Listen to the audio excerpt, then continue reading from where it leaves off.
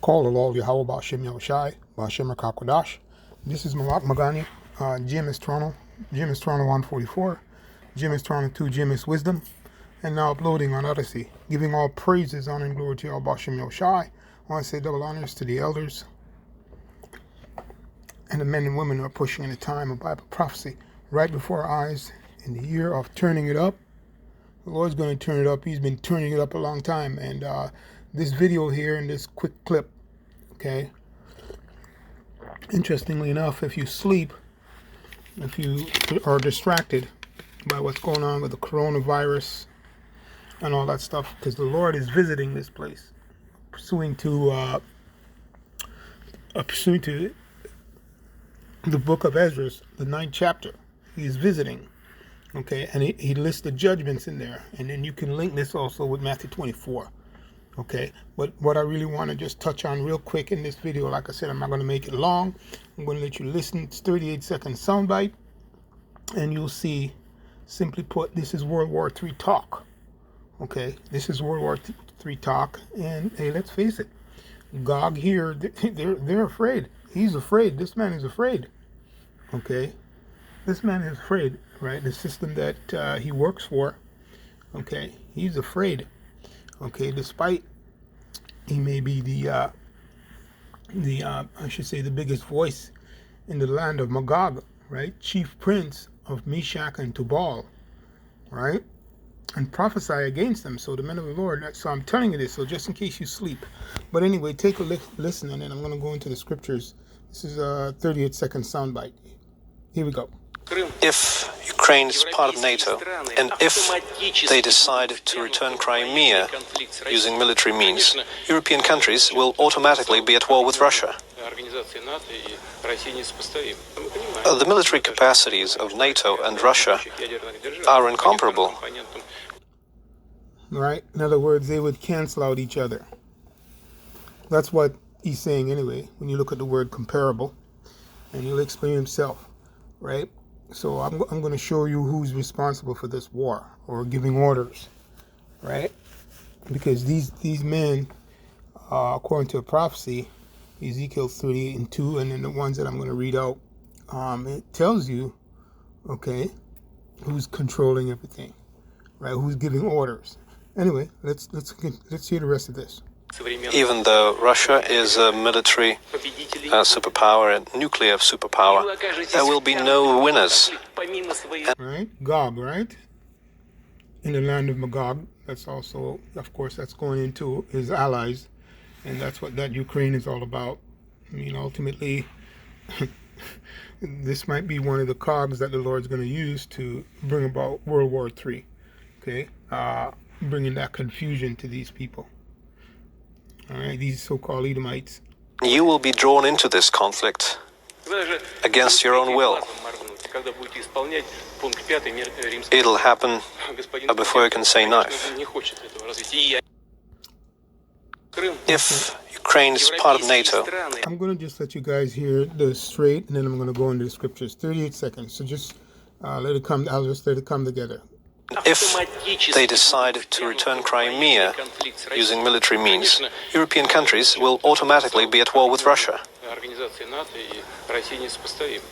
The military capacities of NATO and Russia are incomparable.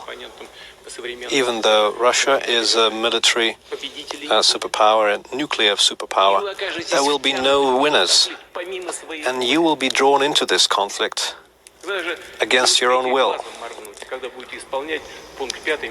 It'll happen before you can say no. That's right.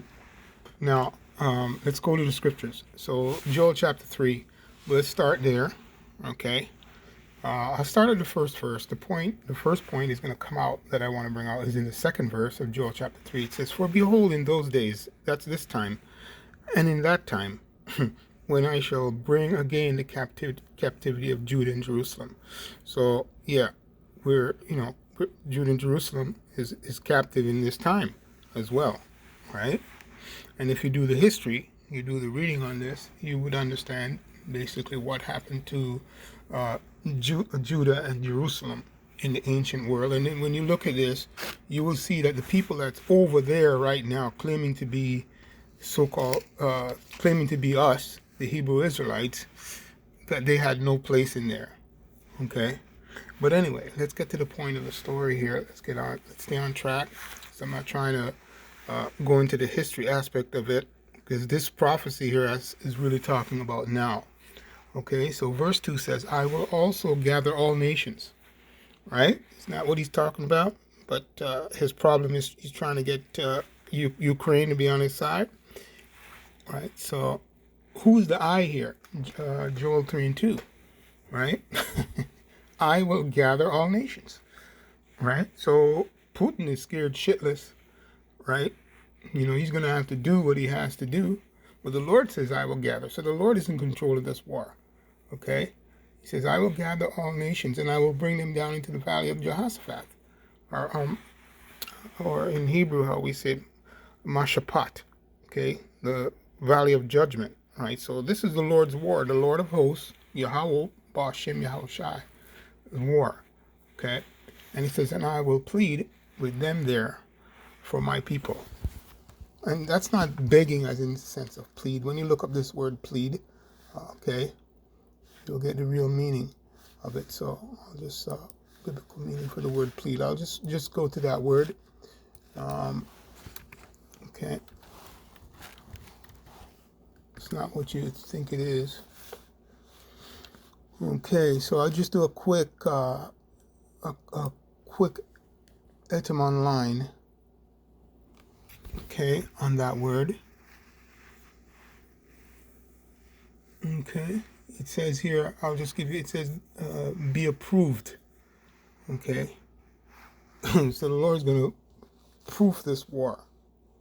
The Lord has approved this war, basically, when you really go into it.